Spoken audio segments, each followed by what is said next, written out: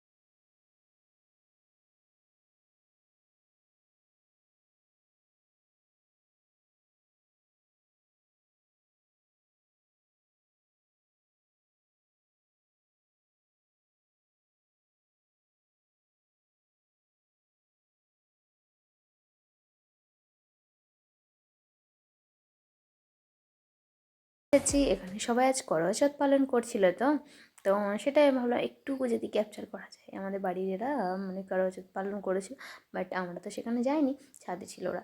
তো এখানে দেখো পুরো প্রত্যেকটা ছাদে ছাদের লোক, ওরা সবাই করোয়া চৌথ পালন করছে। ওই যে চাঁদ মামা রয়েছে, চাঁদ মামাটাকে দেখছে আর করোয়া চৌথ পালন করছে। প্রত্যেকটা ছাদের লোক রয়েছে। আমাদের এখানে পুজো হলো, আমি দেখাচ্ছি তোমাদেরকে একটু পর। আর এখানে অনেক বাজিও ফোটায়। তো অনেকক্ষণ ধরে বাজি ফাটছিল, তাই ভাবলাম যে না ছাদে যাওয়া যাক। এই দেখো বাজি ফাটতে আরম্ভ হয়ে গেছে, চারিদিকে শুধু বাজি ফাটছে। কয়েকদিন ধরেই শুরু হয়েছে, দুর্গা পুজো থেকেই। মানে এদের দুর্গা পুজো নেই, নবরাত্রি রয়েছে, তো সে তখন থেকে এদের বাজি বাজি বাজি। এখন দেখো মানে প্রত্যেকটা ঘরে ঘরে বাজি ফাটিয়েই যাচ্ছে, এরকম আমাদের এরাও ফাটিয়েছে। তো তাই ভাবলাম তোমাদের সাথে একটু শেয়ার করা যায় এই ক্লিপটা। তো তোমরা দেখতে থাকো। আর কে কে মানে করোয়া চৌথ মানে জানো, আর কে কে জানো না অবশ্যই কমেন্ট করে জানাবে। আমিও মানে যে আমরা টিভিতেই দেখি, তাই না বলো, আমরা বাঙালিরা। আর আমাদের যদি এটা নাই, তো আমি বাইরে আছি বলে এটা কেনই বা পালন করব।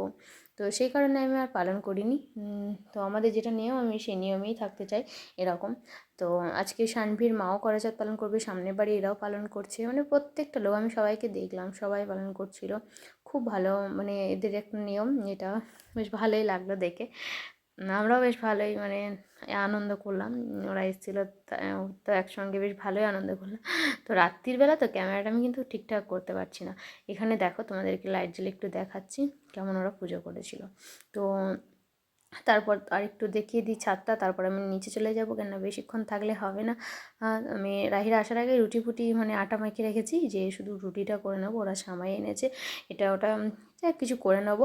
আর ডিনার আমি তোমাদের সাথে শেয়ার করতে মানে লাগবো না। দেখো এখানে ওরাও করোয়া চৌথ পালন করছে, ওদের এখানে লাইটটা রয়েছে আর খুব ভালো বোঝাও যাচ্ছে। আর সবাই অন্ধকারে তো, তাই খুব একটা বোঝা যাচ্ছিল না। বড় রয়েছে এখানে, তো চলো নিচে গিয়ে দেখাচ্ছে। দেখলে আমাদের রাহির ডান্স, বাপরে কি বিড়াল ম্যাও ম্যাও ম্যাও করছিল। তো চলো আর ভিডিওটা বড় করবো না, এখানে শেষ করছি। দেখা হবে নেক্সট ব্লগে। তখন তোমরা সবাই ভালো থেকো, পরিবারের সাথে হ্যাপি থেকো। আশা করি কাল ভিডিওটা একটু লেট হবে আপলোড দিতে, 10টার জায়গায় 11টা হতে পারে। আমি যদি কন্টিনিউ মানে বেশিরভাগ দিন চেষ্টা করি 10টার সময় দেওয়ার, হয়তো 1-2 মিনিট আগু পিছু হয় বেশিরভাগ দিনই। তো কিছু মনে করো না, কালকের ভিডিওটা একটু জাস্ট লেট হবে, তার কারণ হলে আমার একটু বিজি হয়ে পড়বো, আমি কাজে একটু বেরোবো। তো চলো। আর এখানে পুজো দেখলে করোয়া চৌথ কেমন লাগলো পুরো ভিডিওটা অবশ্যই কমেন্ট করে জানাবে। ভালো লাগলে লাইক আর সাবস্ক্রাইব করে পাশে থাকা বেল আইকনটি ক্লিক করবে, যাতে আমার চ্যানেলের প্রত্যেকটা ভিডিও তোমাদের কাছে পৌঁছে। আর আজকে ডিনারে হয়েছে রুটি, দিদি সামুই এনেছিল, সেই সামুইটা। তো চলো পরে দেখা হবে। আর বেশি বকবো না, অনেক বড় হয়ে যাবে ভিডিওটা। আর সময়টা একটু দেখিয়ে দিই তোমাদেরকে। দাঁড়া, খুব সুন্দর বানিয়েছে, বেশি বড় করা হবে না ভিডিওটা, তাহলে সমস্যা হয়ে যাবে। আমি সামনের ক্যামেরায় দেখাচ্ছি। হ্যাঁ, খুব সুন্দর, আমি অলরেডি টেস্ট করে নিয়েছি। দেখো খুব সুন্দর বানায়, ক্ষীর টির না এইসবগুলো না, প্রত্যেকটা রান্না দিদি খুব সুন্দর বানায়। তো চলো আজকে কিচেনে দাঁড়িয়ে ভিডিওটা শেষ করলাম। Bye bye.